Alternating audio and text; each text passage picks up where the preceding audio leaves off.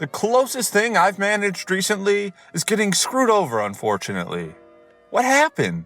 I bought tickets for a show, and then she told me she was sick and couldn't go. So I went by myself and saw her there with another guy. Big oof times. Yeah, that's extreme oof. Because now you have to be seen there by yourself. Like, yeah, sure, it'll be awkward for her, but honestly, it's going to be 5 times more awkward for you. And it's really, yeah, like you said, a big oof. What's going on, Modern Chodes? It's your boy Long Nail, back again with another new video. And in today's video, we're going over the hot posts from r/SadCringe. Let's get into it. Oh, sorry, didn't get to pick up. Let me call you back. No, that was an accident.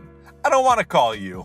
Oh gosh, can't be any more straightforward than that. I mean, this is a butt dial gone extremely wrong. This dude was probably like, oh yeah, nice, finally, she called me. And then just to get immediately crushed. That sucks. Oh God, you've changed so much. You used to have actual feminine beauty, and now it's changed.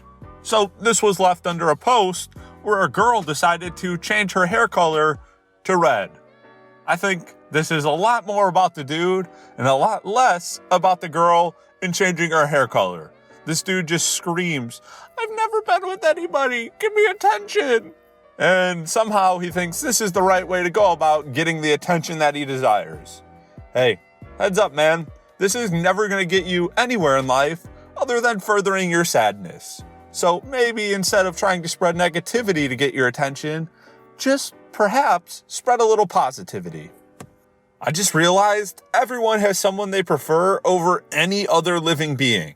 I'm nobody's favorite person though. Even my mother has said to my face she loves my younger brother more. I have literally no friends, no girlfriend, nothing. Okay, so clearly this man is down and out right now. But honestly, you can always bounce back from this. Sure, right now you feel like, I'm no one's anything, but trust me, if you put yourself out there, eventually you'll become someone's everything and you'll feel so great about it. So don't give up.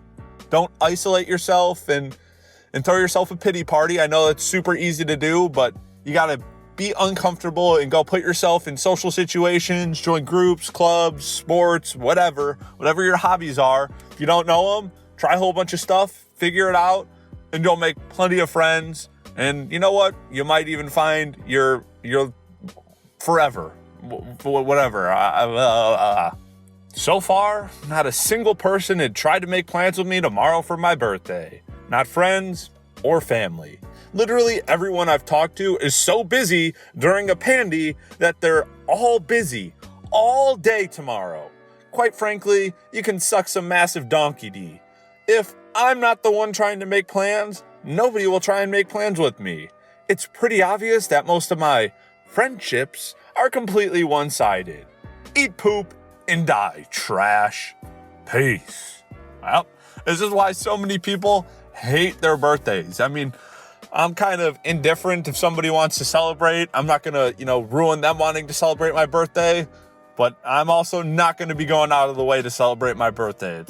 It's always a letdown, right? And it's not because, I have no friends or nothing and my family doesn't love me, but it's just so overhyped and meant to be like, this is the one day of the year that's all about you and you get to be happy and celebrate. But then it's usually pretty much just like a regular day with some extra cake. I mean, if I want to hang out with my friends, I'll hang out with my friends any day of the year. But for some reason, there's this added pressure on your birthday that I'd just rather go without. Like, if my friends never knew my birthday, that'd be completely fine with me. But I get it. Some people are completely different and they would much rather just be like, hey, you know what? Actually, I highly enjoy my birthday. And then they feel bad if it doesn't get celebrated. So I guess you got to know who your friends are and how they want to be celebrated. Clearly, this dude would love to have a party, while there's other people that are like, yeah, I really couldn't give 2 cares in the world. So, you know what, man? Find some better friends and eventually you'll have that party you dreamed of. When Brian Cox just asked, what is time? I replied, "It's about 10 past 9, Brian," to the television, and everyone, just me, laughed and patted me, still only me, on the back. Must be great not being me. Oh man, this dude is clearly down and out, talking to the TV. I mean, I've laughed at videos and whatever, but if the only relationship you have is with your TV, I mean, yeah, I could see why you're kind of sad. Honestly, it sounds kind of sad. But again, this is one of those situations where you just got to put yourself out there, no matter how uncomfortable it may be. And you know what? You may put yourself out there and you make some friends and they turn out to really not vibe with you, or you don't vibe with them. Regardless, that doesn't mean you stop, and that doesn't mean that you'll never have any friends. It's just, you got to go through the process, trial and error, put yourself out there, and eventually you'll find a group that you click with, or a girlfriend or boyfriend, and you'll be happy. And you won't have to be laughing and making jokes at the TV by yourself. You can make those jokes and share them with somebody while you're watching TV. A lot more happy. Entire garden has been handed these. Tonight's chant is Trey is balding. At only 22 years old, Trey's hair is thinning at an alarming fast pace and has a bald spot forming on the crown of his head. This will be a much more effective chant to take advantage of home court and throw Trey off his game. Hey, newsflash. This dude has way more money than just about any single person in that crowd.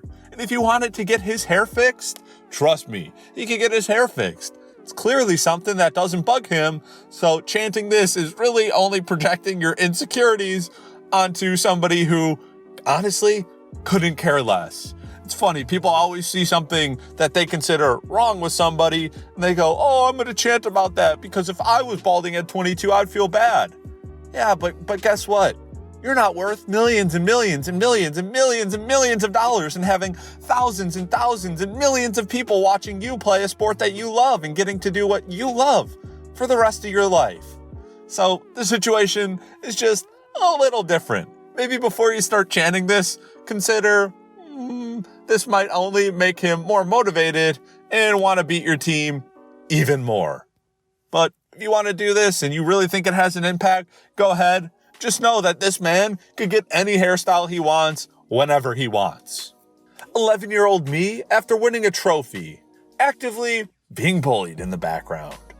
Oh God, this is like those middle school days where everybody's so insecure about themselves that anytime anybody does anything remotely different, they get shunned and laughed at and made fun of. Like, this could be a trophy for literally anything, and they would be in the back laughing about it. This could be like, "Oh, I just won the Super Bowl." They'd be like, "Oh my gosh, did you see her? She plays football? That's ridiculous."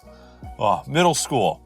The worst years of school by far, probably for mostly everyone, because everybody is just a straight up a-hole. Your whole personality is degrading others.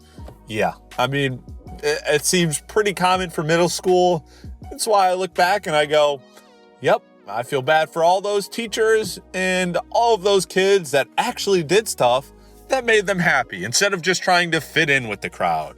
Because honestly, people that are just trying to fit in with the crowd now, they might peak in middle school or high school, but you'll be the one that honestly has the happiness from then on out, when you don't have to deal with all of these social expectations of people who are honestly insecure and not doing stuff that makes them happy and just doing what they think other people think is cool.